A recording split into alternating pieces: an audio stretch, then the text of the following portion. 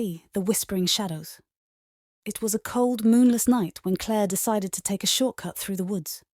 The air was thick with fog, and the tall trees loomed overhead like silent sentinels, their branches creaking in the wind.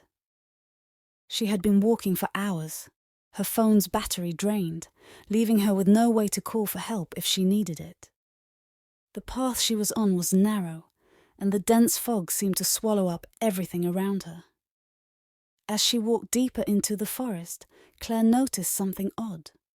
A soft whispering sound, faint at first, but growing louder with each step.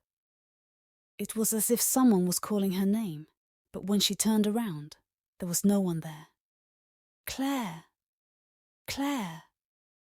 The voice grew louder, almost as if it were right behind her. Her heart began to race, and her breath caught in her throat.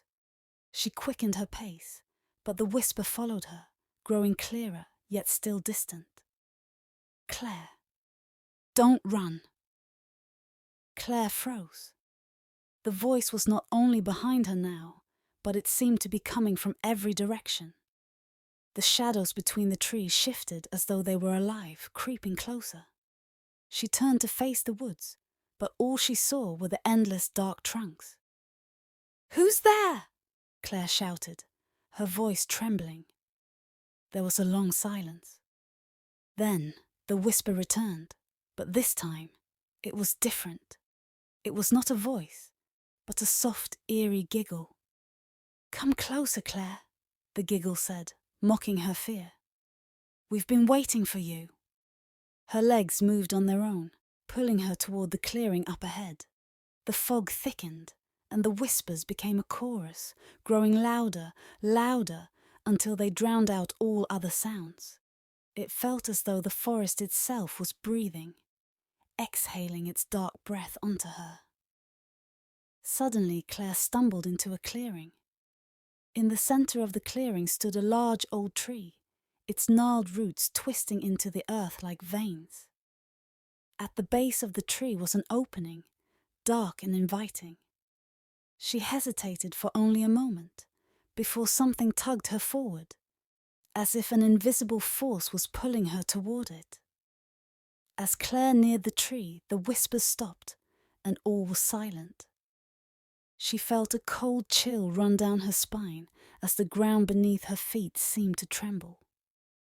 Before she could react, the shadows around the tree came to life, forming into twisted shapes of human figures. Their faces were pale, their eyes hollow and black, staring at her with an insatiable hunger. They began to move toward her, their limbs jerking unnaturally. One of them stepped forward, a tall figure with long, dark hair that covered most of its face. "Do you remember us, Claire?" it whispered, its voice hoarse and ragged. Claire's breath caught in her throat as she recognized the figure. It was her sister Lily, who had vanished years ago.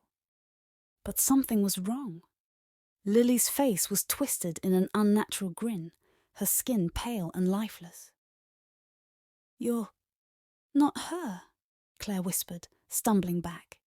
The figure tilted its head, its grin widening. "Oh, but I am," it hissed. "And you're exactly where you belong." Claire turned and ran, but the shadows moved faster than she could. They surrounded her, their cold, grasping hands pulling her into the darkness.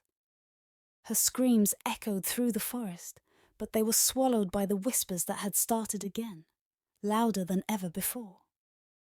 "Welcome home, Claire,"